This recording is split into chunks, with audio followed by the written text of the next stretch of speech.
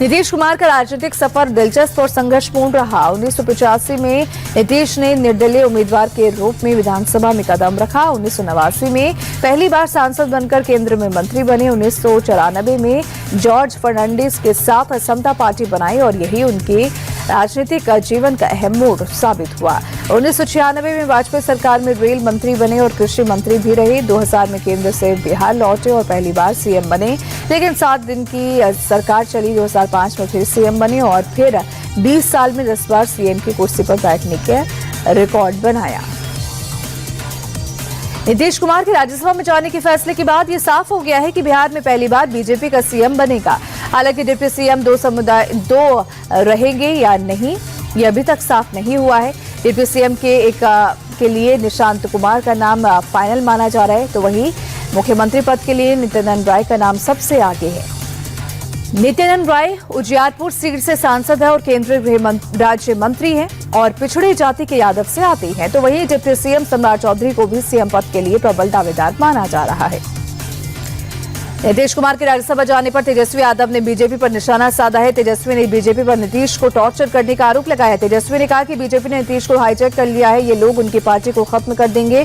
बिहार में BJP Maharashtra model और RSS के एजेंडे को लागू करना चाहती है। जो मैंने कहा था आखिर में वही हुआ। बीजेपी अपने सहयोगियों के साथ ऐसा ही करती है। बिहार में अब रबर स्टैंप सीएम बनेगा।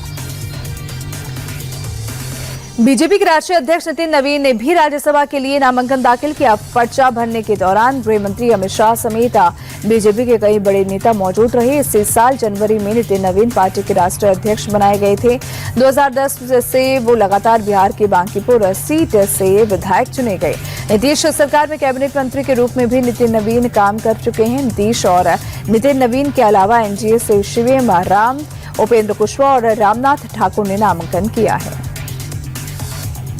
उत्तराखंड में हिमालय की गोद में बसे चौबटिया में भारत और जापान के बीच सैन्य अभ्यास धर्मा गार्जियन जोर शोर से चल रहा है। भारतीय सेना और Japan ground self defence force के बीच ये 7वां संयुक्त सैन्य अभ्यास है।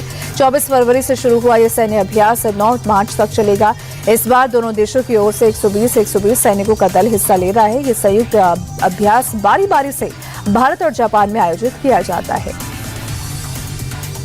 उत्तराखंड में सीएम हाउस में होली मिलन समारोह का आयोजन किया गया। कार्यक्रम में बड़ी संख्या में लोग शामिल हुए। प्रदेश भर से आए कलाकारों ने शानदार प्रस्तुति दी, जिसने हर किसी का मन मोह लिया।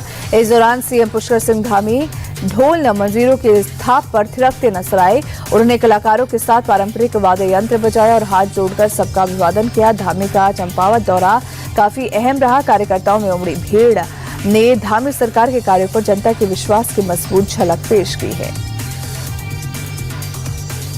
महाराष्ट्र सरकार ने लंबे समय से लंबित धर्मांतरण विरोधी कानून को मंजूरी मिल गई है। फडणवीस कैबिनेट ने एंटी कन्वर्शन बिल को मंजूरी दे दी है। कानून के तहत जबरन, धोखे और लालच देकर कराए गए धर्मांतरण को गैर जमानती अपराध माना जाएगा।